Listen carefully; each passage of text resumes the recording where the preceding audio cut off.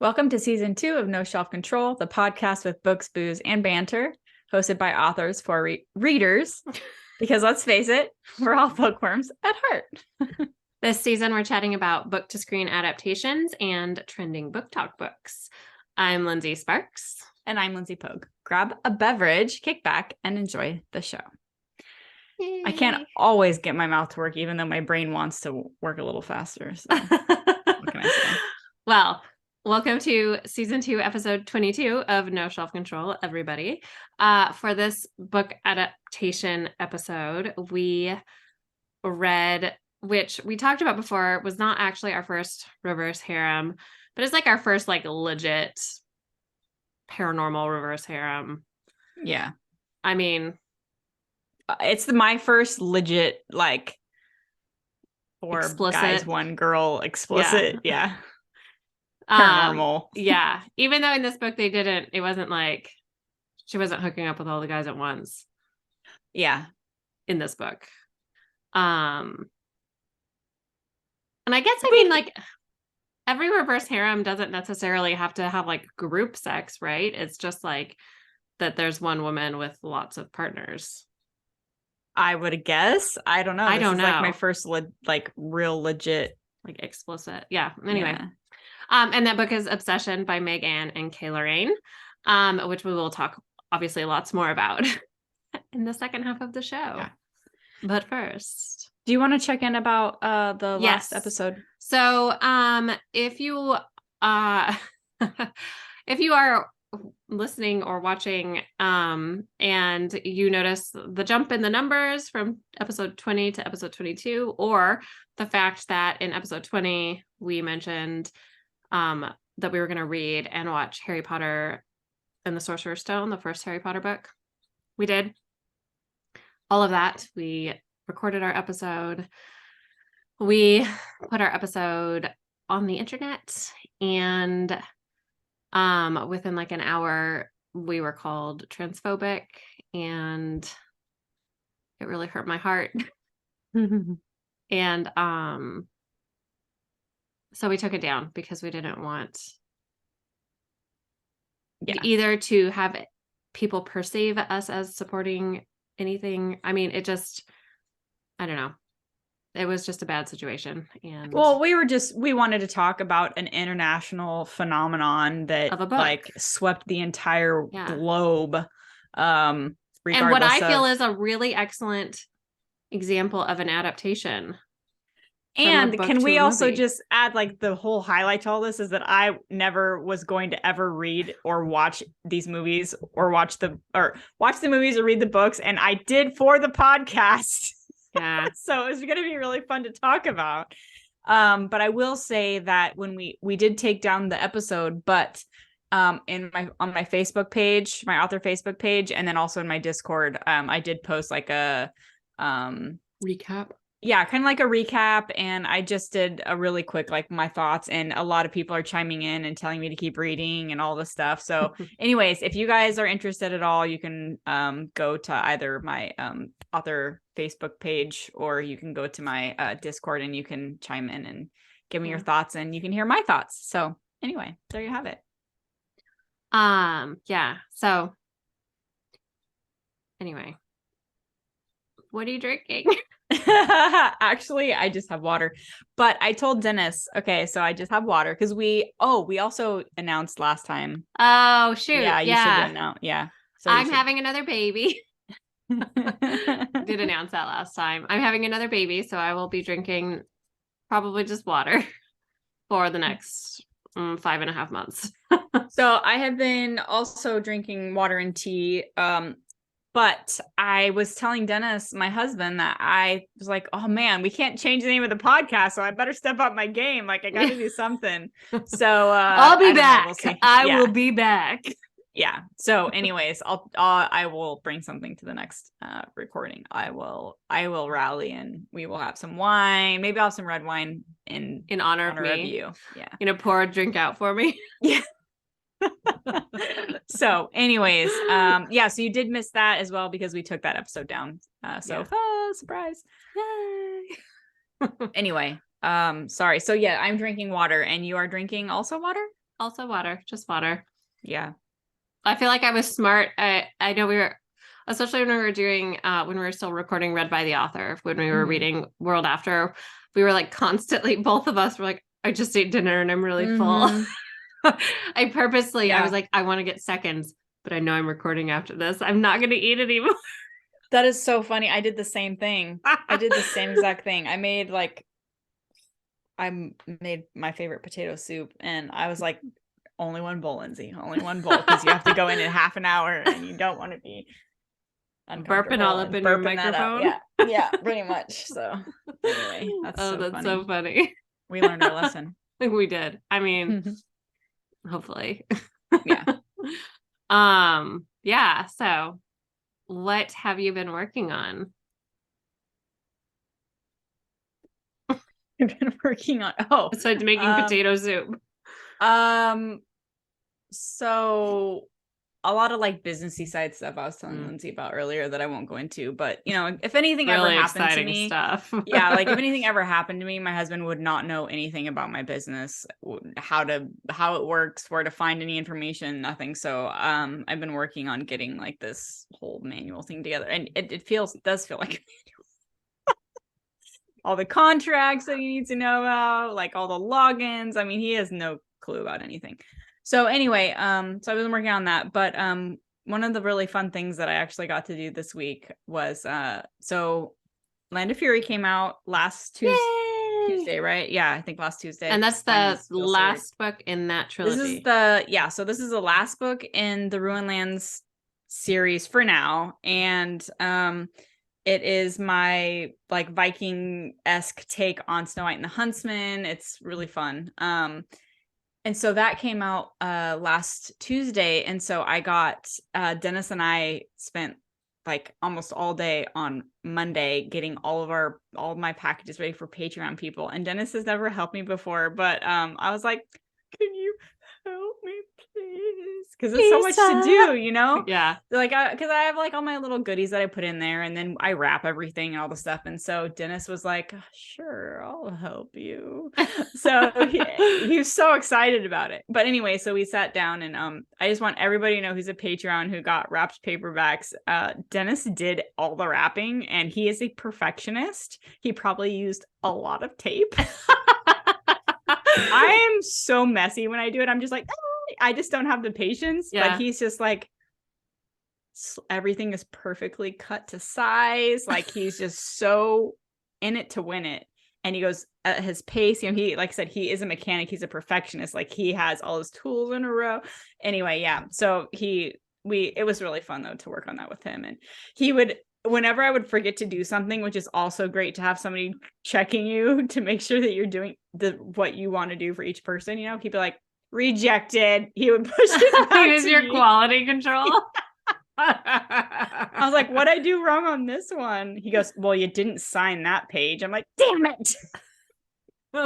Or you didn't do this, or you didn't do that, or whatever. So it was actually really fun. So it's kind of a fun thing I got to do. I always am.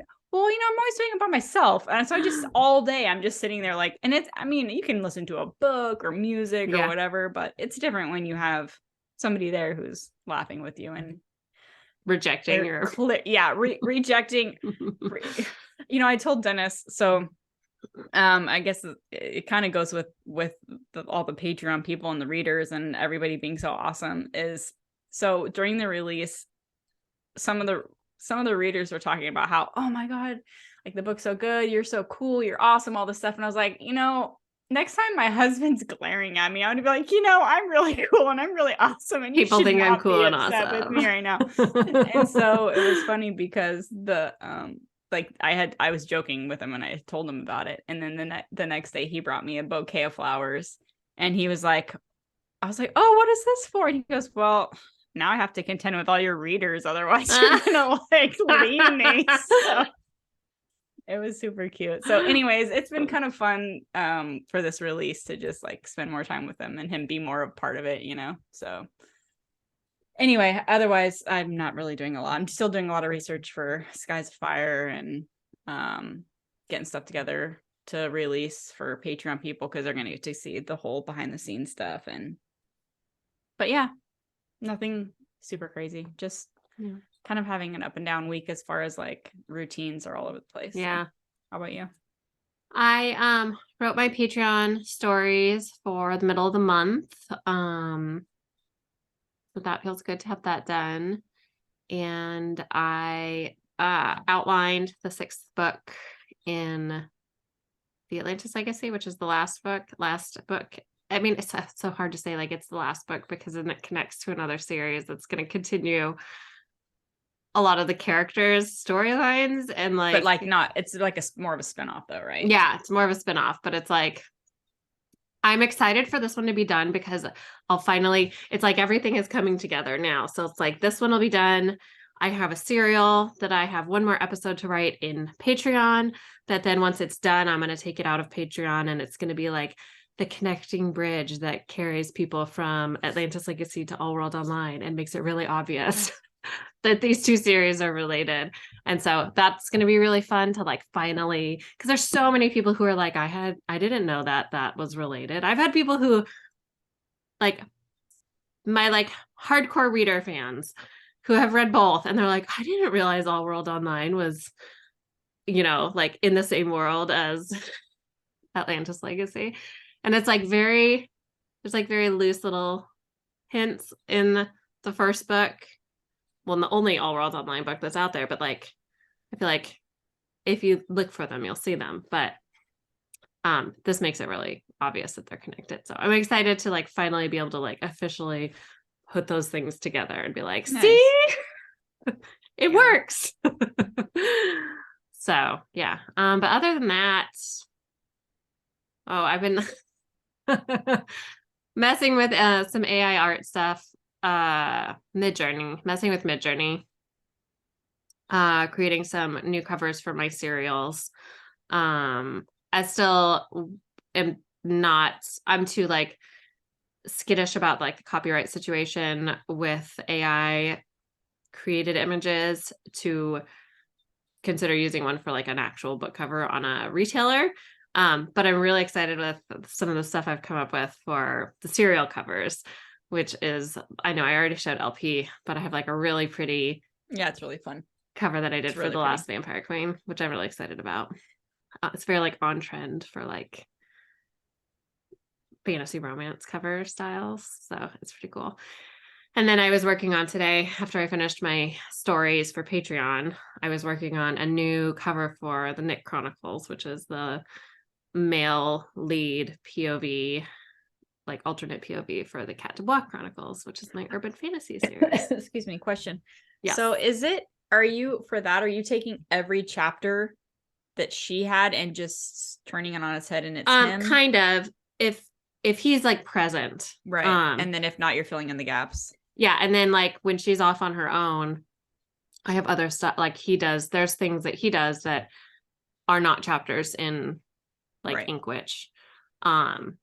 That's like entirely new, things that I didn't even know really. So that's been really fun to like uncover those things. I love my alternate POV stuff that I do for Patreon because it gives me so many ideas for like future series and things. I'm like, oh, I didn't even realize this would be so cool. And it like makes the stories that are already written so much richer because it like adds that just like detail. I don't know, it's fun. It's funny you said that because one of my Patreon peeps was telling me, because I've been talking about how there's a lot of things that I want to write. I want to write more in the Savage North world. There's a lot of things that I want to do, but I also don't really know what I want to focus on, especially because some of that I wrote so long ago. Like it's a big commitment to like go back and reread a series and like get re-inspired and all this stuff. And so I was thinking about doing a poll in Patreon, but then I was like, but I want to make sure that whatever people pick is something I really want, like I'm passionate about writing about. So it's like, I don't know if I want to do that.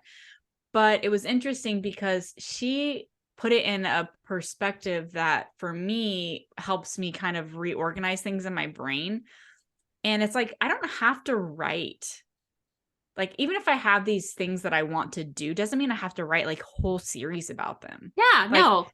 She flat out, she was like, you know what you should do? She was like, what would be really cool is if you did like what we had, like a world before for the Savage North Chronicles, you know, like what we have for the ending series. So it's like you, or the world after or whatever, but you get like these, the little shorter, snippets. but you get snippets. And she's like, that would be awesome. And for me, I think that would be more fun to write because I'm not having to commit to like this big project, and I can write all these other little stories. Yeah. And I say little as in they're not tiny, but they're not going to be 120,000 words each. Yeah. No. Well, just be cautious because the Nick Chronicles started out as an alternate point of view prequel to Inkwitch, and now it has become I'm doing the entire series. Well, and if that's what it turns into, that's fine, but that would be cool because then I would be like in it and I'd be like, oh, I really want to do this. And right now I have so many things that I want to do that I feel like I'm like stalling because I don't know where to start. But if I take it in little increments like that, and I'm like, okay, well, if I do, you know, I'll pick 5 or 6 specific little things that I write about, you know, and then I don't know, it's just kind of reorganizing it in my brain, I guess, makes it's just helpful. So anyways, it's interesting to think about. So I have been thinking about, you know, something similar. Yeah, like, I think it's fun. I think you would really like it. It's really, sometimes like, because I do a poll every month, my patrons get to pick, they get to throw up ideas, and then I put their ideas in a poll, and then they all get to vote on what one story that I'm going to write. Which can be anywhere from like 1,000 to like 4,000, or it might turn into a serial words. So like a chapter to like a few chapters, or but do you open it up to like all the different projects? Or I open it up to any ideas that they have, and any ideas that they put in the comments on a post, then I put in the poll that month, and whatever they vote on is what I write. And it's been funny. It's like sometimes, even if you don't really want to write it. And it'll be, sometimes I'll be like, oh, I don't even know what I'm going to write for this. And then once I get started, I learn so much. I'm like, I didn't even think about this. Like, I had no idea. And that's kind of fascinating. Really cool. Yeah. It's always a male point of view that they pick. Like an alternate male point of view. And that might be different for me too, because I already do that. So yeah, I don't know. It'll be interesting to see though. Well, our brains work a little differently too, though. Yeah. So I don't know. That could be, I don't know. We'll see. I'll think about it because I think that because she brought up the poll and I was like, you know, I've thought about the poll and I really like the idea of letting people weigh in, but I also am like, I want to be able to write about what I want to write about too, you know? I mean, you could always dip your toe into the world of polls and control the options that are there. Yeah, I'd be like, you get 1,000 words. And then if I can write at 5, then great. But I'm not going to like promise. Yeah. Yeah. Interesting. Anyway, we're getting off topic, but okay. Sorry. Sorry guys for our little brainstorming session here. Yes. I think that's all that I'm supposed to be starting writing the book that I outlined, Rise of the Revenants, Atlantis Legacy Book 6, and totally dragging my heels on it because it's just so nice, like, and refreshing writing the serials, and then like knowing that I have to dive into like a big full manuscript that I need to finish before I have a baby. Yeah, that deadline too. Yeah, that deadline waiting for you. So I'm just like, okay, just do it. And I was going to start it tomorrow, but then I got an email from my editor today that she said she was going to have my Darkness Between the Stars, which comes out at the end of April, back to me like a week early tomorrow. And I was like, well, do I just like not start and go through my editing revisions and just get that done? So I'm not like stopping. I was like, yeah, I don't know. Just keep procrastinating and just do edit. That's what I would do. That's what I mean, honestly, like I can't have things like hanging in my, like out there like that. I'm like, oh, just do it. It'll be faster. Well, and then I was like, okay, so maybe I'll just like start writing The Last Vampire Queen. That's going to come out at the beginning of April. Get that episode done. So then I don't have to stop again, you know, and then I can really have like, you know, nice 3.5 solid weeks to really get this manuscript started. In case anybody ever wondered what goes on in author brains, this is all we think about. How do I fit this in? Okay, so let's move on from our impromptu meeting. Yeah. I saw, yeah, we actually, this is kind of what we talk about. Sorry guys. When we meet I know. So Whoops. it goes on for like 2 hours. Hey, at least we didn't get any, at least we didn't get into marketing stuff. Oh man. Okay. What are you reading right now? So I have a lot actually going on. I'll make it quick because I know we're already getting behind. So I actually have a hardcover I'm reading right now, which is Spells for Forgetting, which is Okay, Adrienne. so I saw that you post that somewhere, and I have that book on my nightstand. How honestly, random is that? I haven't started it. Adrienne Young's one of my favorite authors, so I'm super excited. I've only read, I think, like 6 chapters just because I have so many other things I'm reading too. And that's like my weekend read. But I'm really enjoying it. I think you would like it because it's very like kind of magic realism. Okay. Kind of I've something. gotten into a bad habit of looking at my phone before bed, so I just need to open that book and I need to get out of my try it out phone habit. Yeah. So I'm excited about that one. I'm reading Claire Taylor's book about enneagrams and for the like author like mindset and stuff, trying to figure out how to make better decisions that more align with who I am as a person versus what I am like inundated with, and then which I'm actually finding really helpful. And then I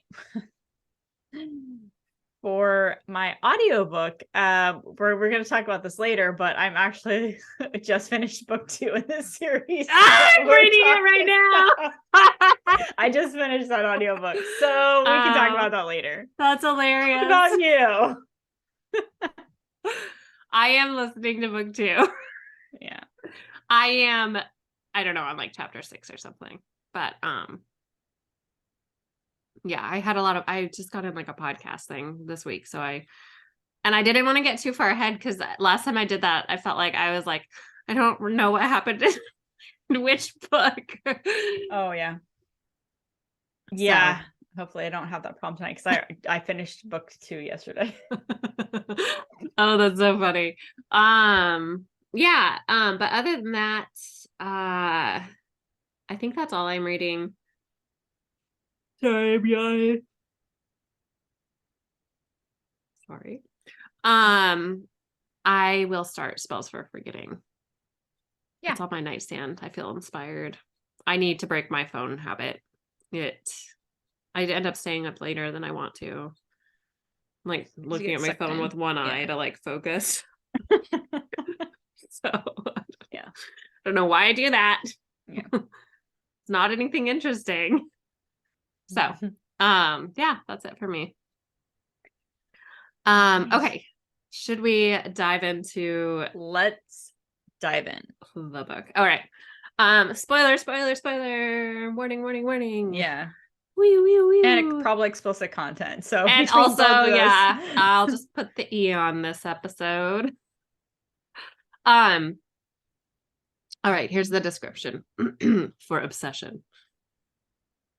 I rejected my fated mate and didn't regret it for a second until now. Shipped off to Ravenscroft University, a graduate school for the supernatural elite, I have a lot to live up to. As the heir to America's most powerful pack, my life up to now has been spent in a gilded cage, but not for the reason you might think. I was locked away, not to be protected, but because I was born broken, a disappointment to them all, a wolf who couldn't shift. This is supposed to be my fresh start, but my past won't leave me alone, not when he's here, the arrogant wolf shifter who ruined my life after I turned him down seven years ago. Now I'm a pariah, followed by the rumors my rejected mate has spread, hated by my classmates, isolated again. From everyone but them. Mm-hmm. A vampire prince, a forbidden priest, a powerful demigod, a bully wolf. I'm playing a dangerous game, and the rules say I can't be with them. Then again, the rules are made to be broken. And when every moment spent with them brings me closer to finding my wolf, how can I stay away? Warning! This book is not for the faint of heart. It contains an obsessive stalker, a foul-mouthed, inked, and pierced werewolf, a naughty professor with a fondness for watching, and a god of mischief, and plenty of heat. If you don't like your books spicy, your men broody, built, and more bad than good, then this is not the series for you. But if you do, press play, and welcome to the mate games. Yeah. I think that description is interesting because it's all about Kingston. And I don't feel like book 1 is all about Kingston. Mm-mm. Not funny. But it has a good hook though. That's it why. does. Yeah.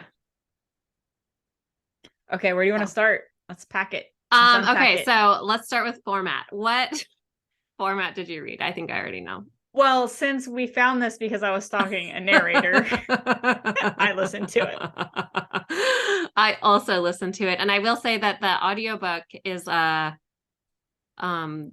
it's in duet, which is really cool. So then like the male or female lines are inserted by the narrator. It's all female interconnected. Yeah. And they don't break them and into then chapters. There's a different narrator for each of the men.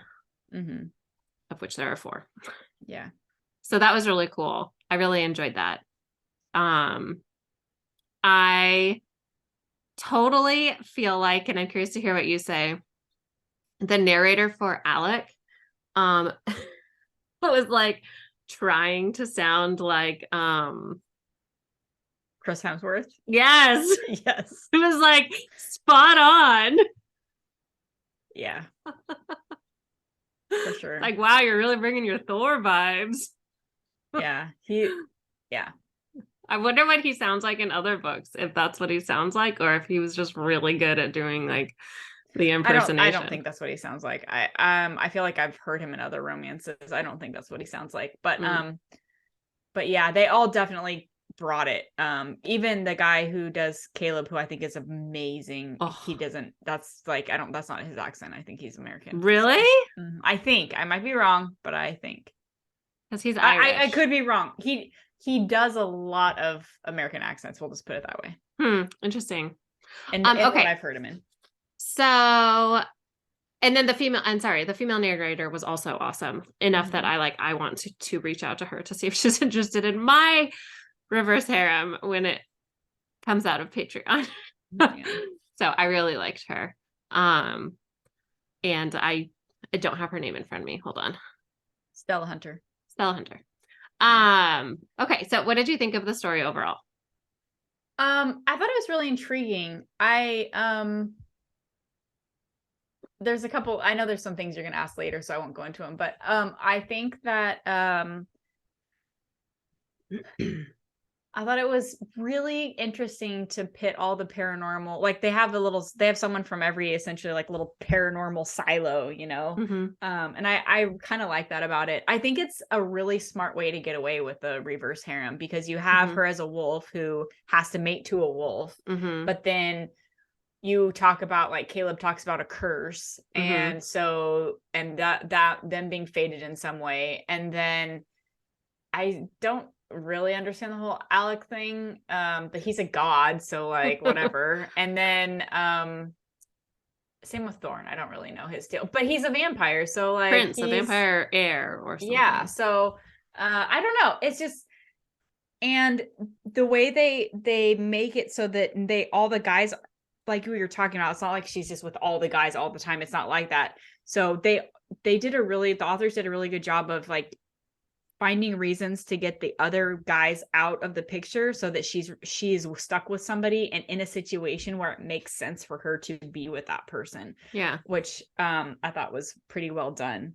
Like when she finds her wolf and she goes into heat and then like she's like, no one ever taught her because she was like in a cage her whole life, let's just say. And she didn't know anything about this. So she had no idea what's going on with her. And then her mate's not there. And then like hell breaks loose for her. And then he finally finds out and she's been pushing him away, but she knows that she needs him. And I don't know. It's just like it kind of the way they tied it all together for me as somebody who's like, wow, there's a like, especially as you continue reading this series, you're like, there's almost too much sex for me just because I'm like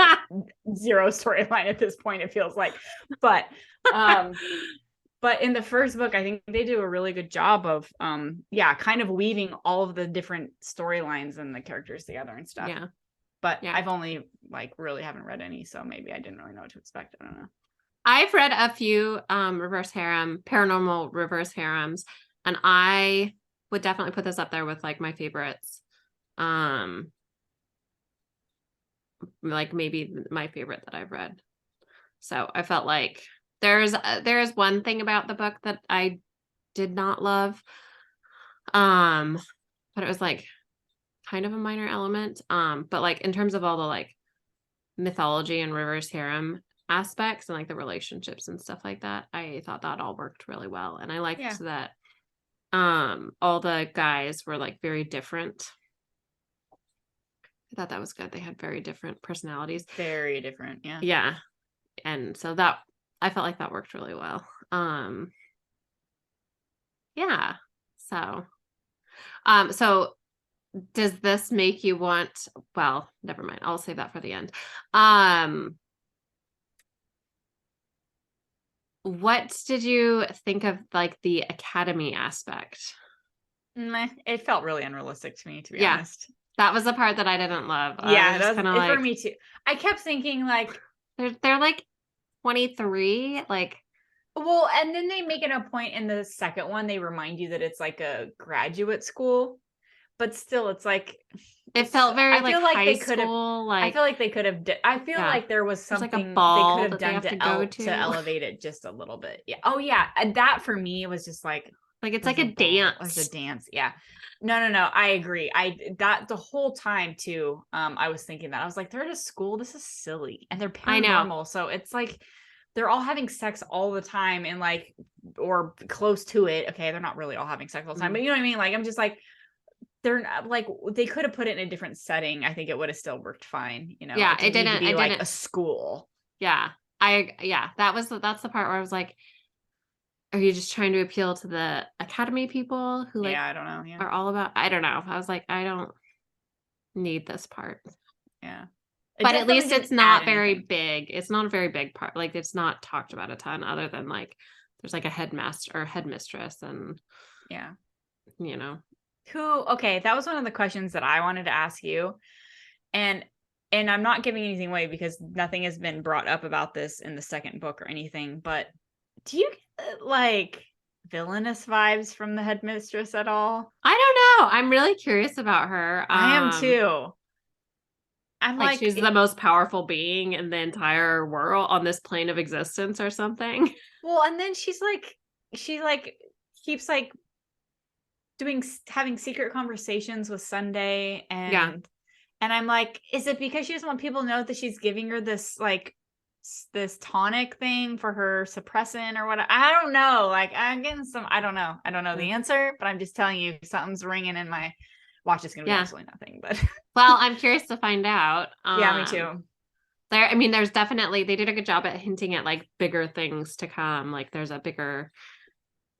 And I think that's one of the reasons why I'm pretty enthralled is because I do want to know how they're all tied together. Yeah. So it's not just like having sex for sex's sake with lots of men for Sunday. Like there's like a mythology and a bigger the seven rings of the apocalypse, the seals, or something. The seven seals of hell or something like that. Yeah. So there's something bad is going to happen.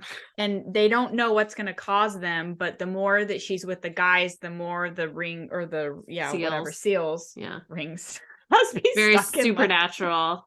Like supernatural with the seals. But yeah, so there's that. And then I was going to ask you something else. It'll come to me. I'll probably pipe up in the middle of something else you're saying later. Go ahead. Okay. Well, did you have a favorite suitor among the men? Yes.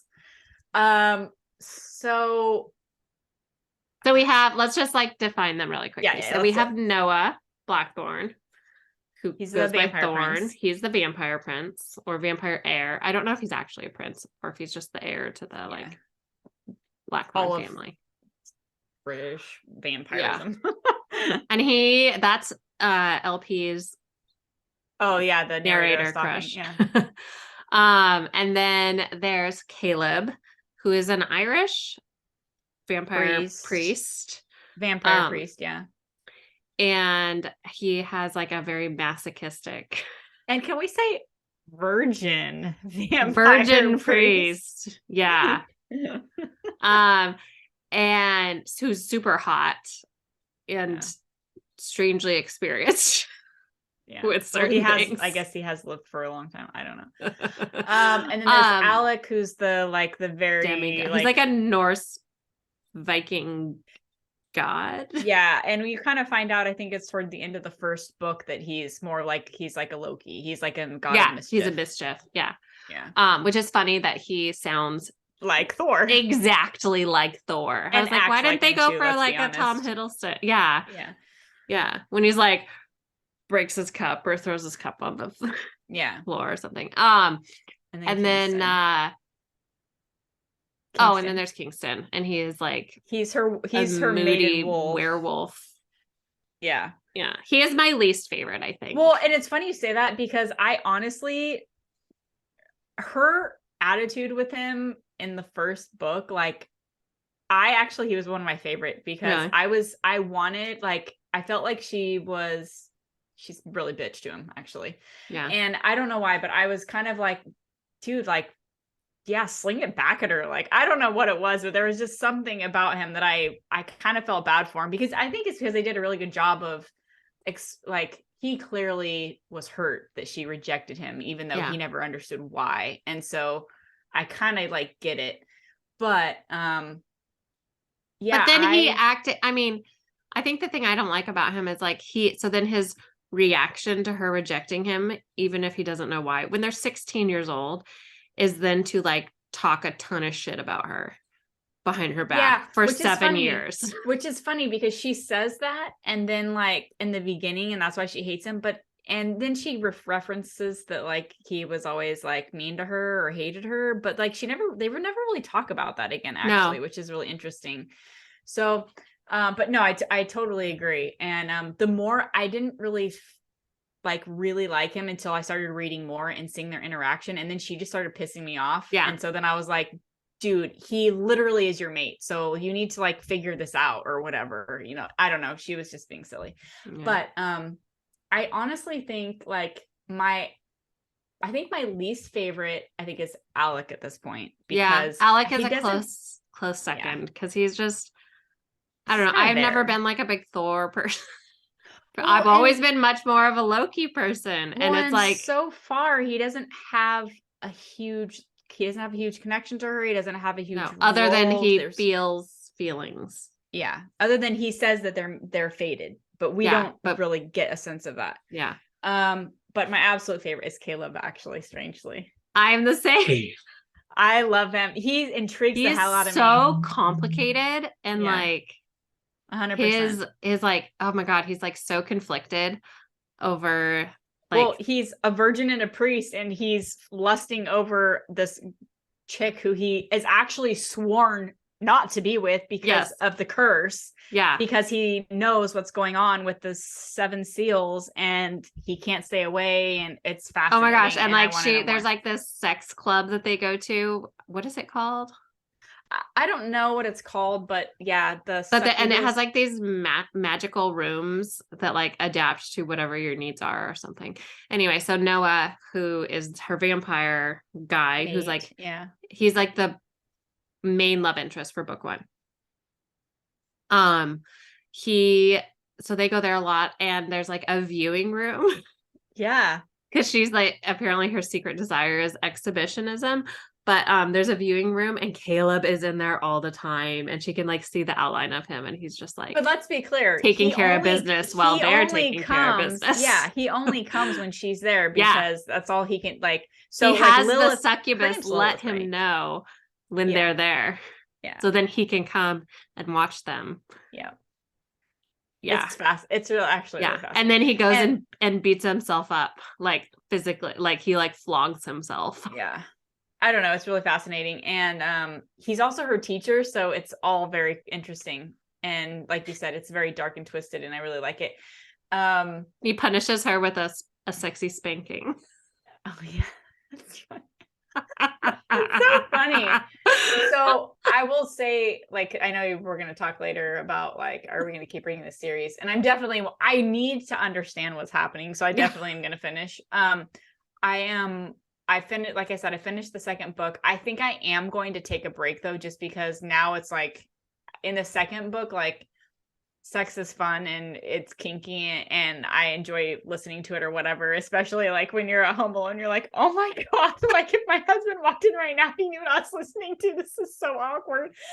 But there's also a point where it's just like, okay, now there's something else. Oh, more. Oh, okay. Oh, we haven't even had 2 like, seconds. Sex. So I think I'm going to take a break. So that I can enjoy it more instead of, I feel like I'm getting desensitized, I guess is what I'm saying. So I think I'm going to take a little break, but I want to keep reading or listening because I want to understand what's going on here. So it's funny what you said about like being at home and be like, if my husband walked in and heard what I was listening to, one of my favorite things, I love this, is like going and running errands and listening to a really spicy audiobook. I mean, like nobody knows what I'm listening to. It's like, that's feels fun. Like the best secret. Yeah. Well, I think it was when we were doing the Patreon wrapping the other day, I was listening to my Bluetooth of this. But I was listening to the music. Dennis and I were listening to my Pandora station or whatever while we were wrapping, and I had it on, and then I don't know if he went and got in the shower, what he was doing, but then I was like listening to my audiobook and I was like, I took my earbuds out and I'm like, that's not playing on my speakers. I was like, oh my God. Like, yeah. And like, it is like explicit. Mm-hmm. Like all the words are used.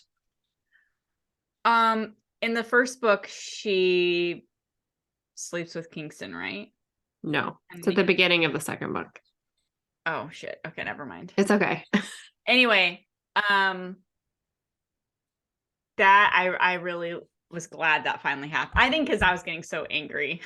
I was like, just do it all. Anyway, we don't have to talk about that. But anyway, yeah. So, yeah, it's definitely. I thought her description. Okay, I know this is the second book, which is technically we're talking about the first book, but in the second book, her description after she has like her like sexcapade night with Kingston when she's a werewolf. She like describing how her body feels. She's like, Jesus Christ, what did I do? My hips, like. Oh, this is so funny. I was glad that she had after effects from it instead of just having like a magical lady bits that like aren't like bruised, like battered. I just say, like, how awkward is it? Like, think about it. So you have the priest professor who is attracted to you, but won't touch you, but will watch you, but he won't touch you. But he will touch her. He did touch her. Well, in book 1. Okay, but at the ball, we know what he really wants to do, and he's not doing it. He's fighting against it.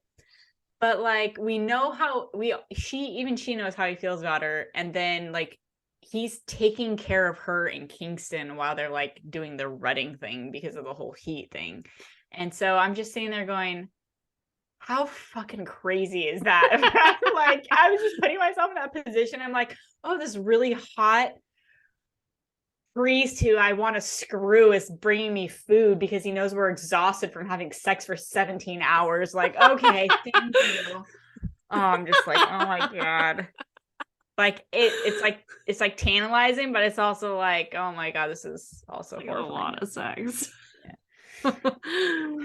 But yeah, Caleb, yeah. I think he's definitely my favorite. He's the most complex. He's the most interesting to me. I really want to know what else he knows about this whole curse thing that we haven't learned yet, because it clearly knows a lot more. And the narration is phenomenal for him. Like, I just want to lick him. I want to lick him. Caleb's voice. Yeah, his name is Jason Clark, and he's amazing. Do you want to lick his voice? I mean, I'm sure. Sorry, Jason Clark. He's like, this is really awkward. I should stop listening to this. I actually messaged him. I haven't heard back. I think I might have scared him. You know how I like to stalk narrators? Oh my God. I'll let you know if he ever gets back to me. Yeah. Okay. So did you have anyone in mind that you would like cast for these roles? So yes and no. It took me a second to really think about it because I had to like I forgot to show you. Okay. I know you sent me a picture I saw. Oh, that guy of Yeah. Kingston. No, not that though. They have a picture on their website of their character art. And I Oh. wanted you to see it. I don't know what it's on. Hold on, let me look up session character. Let me see. Well, while you're looking that up, I will say I just couldn't get it out of my head of Chris Hemsworth for Alec. Like that's all I could see because he literally sounds exactly like him. It's really weird. So I had a hard time too thinking of anyone else. The only other person I really came up with for him could maybe be like Channing Tatum, maybe. Yeah, or I could see that too, but he's almost too silly. Or yeah, I don't know. It was hard. Yeah. And for then, Kingston, I saw, I don't know why, but I don't know the actor's name, but he played Tyler in the Vampire Diaries, who was a werewolf. Yeah. He's For like kind of a Kingston. dickish werewolf. That's who I kind of saw for him. I saw, who did I see for Kingston? I wrote it down. Oh, you know who I thought would be interesting? He doesn't really fit the physical description, I don't think. Oh, maybe he does, because I'm looking at their fan art. If you go to themategames.com, it's the very first photo on the page. Which I can definitely see actors in these people now that I'm really looking at it. But one of the that is not how I pictured Kingston at all. Yeah, I know. Oh my God, Thorn! I know. That's Ben Barnes. I know. So it's funny because that's who I wrote down before I even realized that. That's who I wrote down too. And Caleb is Thor. No, Caleb is Caleb is what's his face from Game of Thrones. Yep. That's what I was saying. I totally saw actors for those. How funny. No, that's 100% Ben Barnes. That is based on Ben Barnes. Yeah, I know. I should know. So what I know, right? I was thinking for Kingston, he might be good is that guy who who plays the new Jack Reacher show. I don't know why I could picture him being. Yeah, I could see that. I mean, he doesn't have tattoos, but just throw some on there. He is enormous. Right? I don't know. Like, or maybe he could be like the Alec guy. I don't know. But I just feel like he's so manly. Like, I feel like he could be good. I had Ben Barnes for Blackthorn. I also, so for the priest, I love Ben Barnes for Blackthorn. Yes, I love that. Or Thorn, I should say. Yeah. For the priest, I had two ideas. I was thinking like a young Tom Hardy could be kind of cool. I like that a lot. Or Jamie Dornan, that guy who's I Shades. like him. I really like him. And then he was in before he was in 50 Shades, which I never saw. He was in oh my God, my brain is just not working because I am growing a human. Once Upon a Time. Is that what that was called? I don't know. That show. That was based on Disney stories. But like in real life. Once Upon a Time, I think. Is that what it's called? Yeah. I don't know. I saw him in something Mountain Time or whatever with Emily Blunt, and that was really cute with the two of them. He also is, anyway, it doesn't matter. So I was thinking either like a young Tom Hardy or him for the priest. And then honestly, I wanted to throw, I know that doesn't really go, but I wanted to throw an Angelina Jolie in there somewhere, like maybe the headmistress or I like Angelina Jolie for the headmistress. For like the succubus or whatever, succubi chick. I thought that could be kind of cool. And then I was having a hard time with Sunday, but I was thinking maybe like a Jennifer Lawrence or I do not like love this actress, but I don't know why I kept thinking of the Olsen sister who's in the Marvel movies. I love her. Elizabeth Olsen. I don't love her for this, but I love her in general. Anyway. So anyways, those are the people I came up with. Who else did you come up with besides, or did you even Chris come up with Hemsworth? someone? Yeah. Not really. I tried so hard to think of someone for Sunday. Looking at this, I'm like wondering, is this supposed to be Yeah, I can't tell with her. like maybe the chick who was married to Channing Tatum, Jenna Dewan? Oh, maybe. I'm also trying to figure out who Kingston is based off of. I know. It Can't looks figure that one out either. familiar. Like, I don't know. Anyway, everybody who's listening or watching should We'll put a go link. to themakegames.com We'll and put a link look at so you this. can see. Like, I kid you not. That is definitely Ben Barnes, and that is definitely Rob Stark. Rob Stark. Yeah. I don't know the actor's name. That's funny. Yeah, anyway, so there you go. Those are my ideas. And when I saw that, because I actually had forgotten, but I now because I looked at this like a week ago, but when I saw that, I was like, that's totally Ben Barnes. There's like no mistaking it. Yeah. But it's funny, like, so Caleb I totally pictured as like being turned into a vampire when he was a little bit older, like not like mid-20s, you know. Me too. Like maybe like 40s or something. Just maybe it's because the actor's voice has like that, it's so like, deep and gravelly quality. Yeah. I don't know. I've like I pictured like a little bit of salt and pepper involved or something. I don't know. Do you like how Ben Barnes, or I mean Thorns, how his shirt is like so tight, it's like straining at the buttons. He is very broad-shouldered, but also very narrow. Very narrow neck. Okay, now we're just being bratty. Okay, yeah. So if you guys want to check that out, we will link to it. I love this. This is awesome. I totally meant to send that to you before. I totally forgot. Okay. So, let me get back to my actual questions. Okay, so obviously I know the answer to this. Will you continue the series? Yeah, so like I said, I'm going to take a little break, but I am going to finish. And I'm actually curious.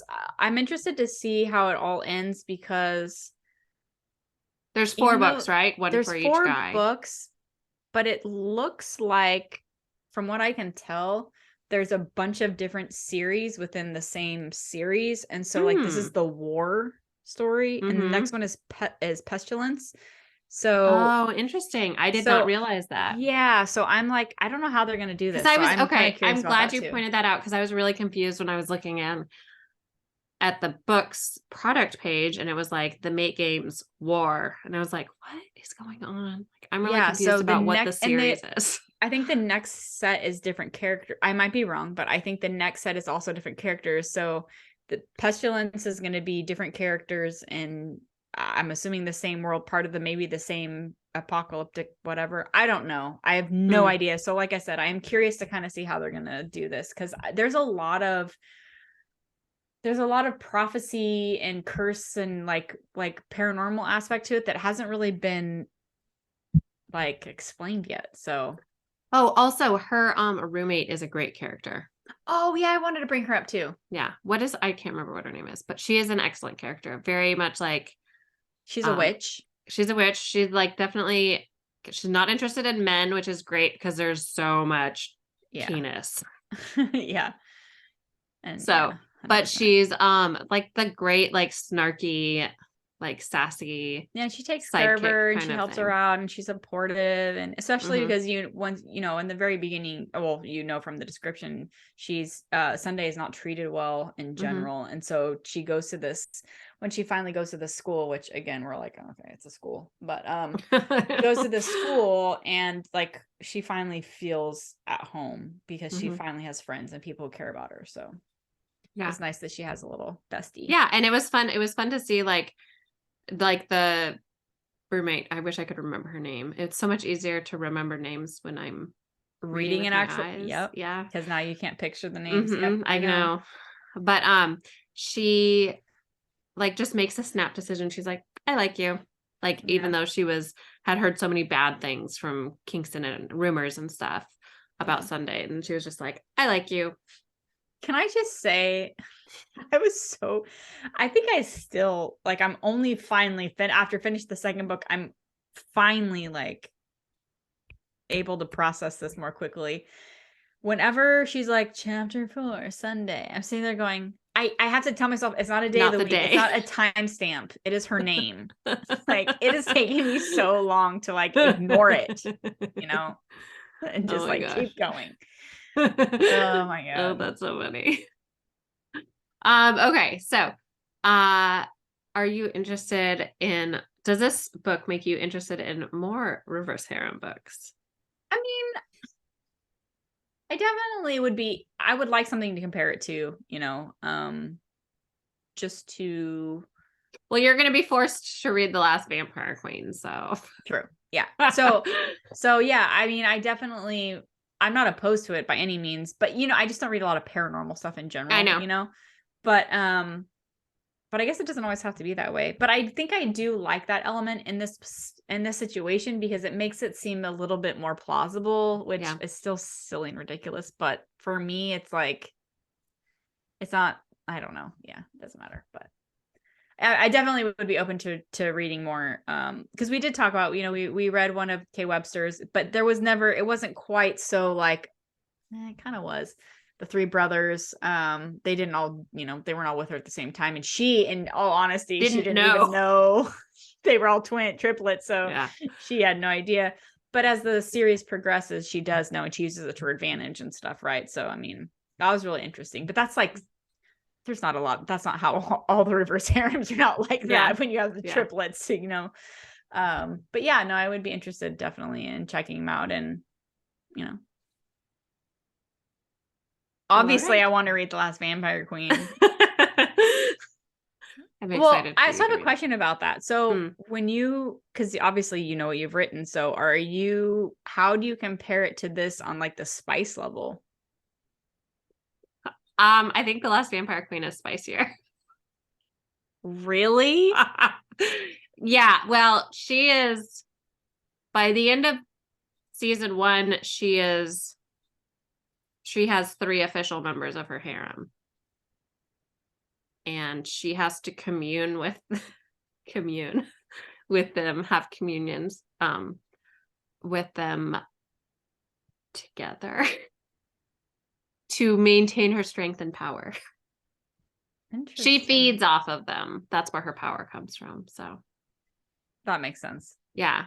I think that's the fun thing about doing the reverse harem with the paranormal element, is because you can really have like this deep justification for something that feels like super taboo in like real life. I mean, I guess it's not to everybody, because there's people who are in poly relationships, but it's like, here's a reason like why she gets to have all this, has to have all this like great sex with, in mine it's 7 dudes, but it's just like, well, and it might not even all be dudes, I haven't decided yet. So but people, humans, or not, they're not human. Sorry, other individuals. It's just fun to have this like kind of like mythical or mystical or magical justification for something that feels very transgressive to most people. So, but I guess that's what makes it kind of exciting, is that it is deviant, you know. Can I just say, like, for somebody, I read so much taboo and so much dark romance. Like, I can't believe that I have not been immersed in this world more. It's really kind of I'm like sitting here like, this is kind of mind-boggling. But I think for me, and I think this is kind of what I'm still trying to figure out in my brain as I'm like reading these different things.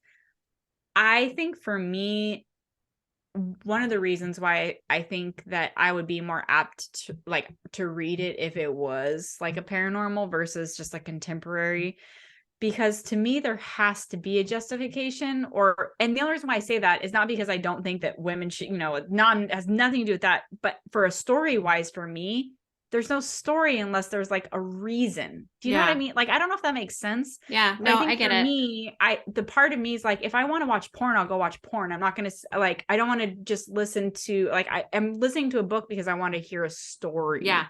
Does that make sense? Well, and I feel like, I think that's what I'm trying to figure out. Like, where my boundaries are. Need like the paranormal element to make it believable. And I know that sounds totally backwards because paranormal is unbelievable. Well, but I think that's what it's, because you can like, just because like you can, you know, it's hard to imagine like in this case, 4 guys, or in the case of my world, 7 harem members, like being okay with the whole big that's true too. sharing That's true too. situation. Like, I'm sure there's some people out there, again, the people who are in poly relationships, depending on how that works for each relationship is different, I know, but like, it's hard to imagine being able to like tiptoe around all of the feelings and the like. And I think that's interesting that you say that too, because I also agree with that. And I think that's another big reason why it's hard enough being in a relationship with one person. Like, well, and I think that was one of the issues I had with this book that we just read too, is like, all of these men think that they're fated to be with her and that she's their mate and she, is her mate, whatever. And they all are like, well, as long as we can have you, it's fine. And I'm like, that it would never fly in real life. Like, so Kingston's thing is, at least in book 1, is I feel like the most realistic reaction. He's like, I'm not doing this. Yeah. And Alec is instantly like, yeah, I'm in. Broski. Yeah. Yeah, I don't know. I think I'm still trying to figure out like what my boundaries are as far as like, what am I like, I don't mind reading sexy stuff. I don't like, I love this theme. It's so fun.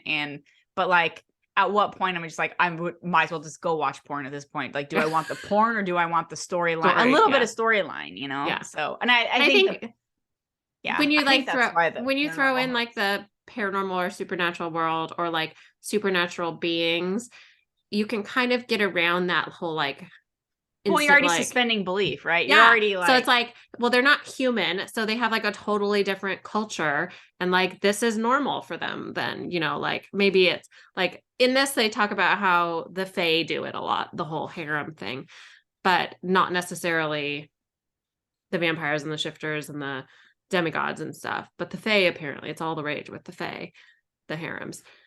And I think when you can like throw the like multiple partners aspect in to like the culture of this like other species, that makes it like automatically it's like, okay, like this is just like their thing that they do, Yeah.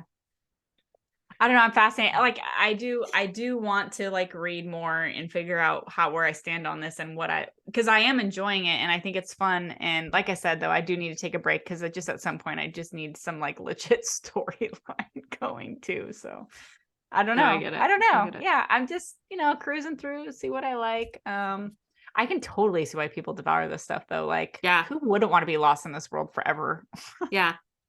I would much rather do that than be on the phone for 3 weeks in a row with Amazon. So, although I will say I have not been on TikTok in a very long time to like browse through my feed, but I will say back in the day when I was on TikTok, like 8 months ago, I remember seeing some really funny ones that were like spoofs of like little skits of like someone in a reverse harem, like being the woman in the reverse harem situation and being like, no, not today.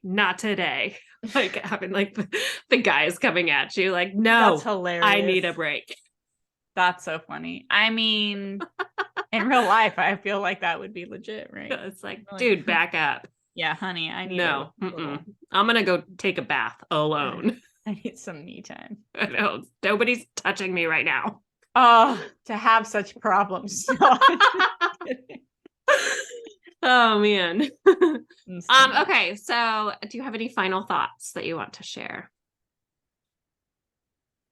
I don't. I guess I would just say from an author's perspective, these women are genius. So I mean, they created this whole world and there's clearly many, many books to come and like super cool.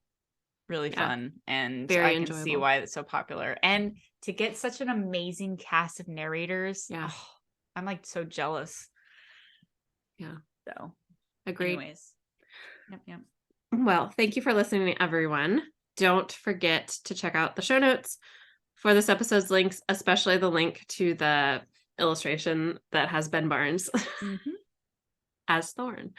And also for book recs that we might have. I can't remember. we'll be back in a couple weeks to chat about our next adaptation, which is complete pivot palette cleanser to The Summer I Turned Pretty by Jenny Han. And we're going to watch I want to say it's Amazon, or is it Netflix? It's Amazon. Amazon movie. Movie, not series. No, it's a series. It's a series. Okay. Yeah. Anyway, we're going to watch that. And that'll be a nice light way romance coming of age thing. So I'm excited about that. If you're enjoying the show, we would love it if you left us a rating and or a review on iTunes, Spotify, or wherever you are listening, if they allow for that sort of thing. And until next time, happy reading. Happy reading.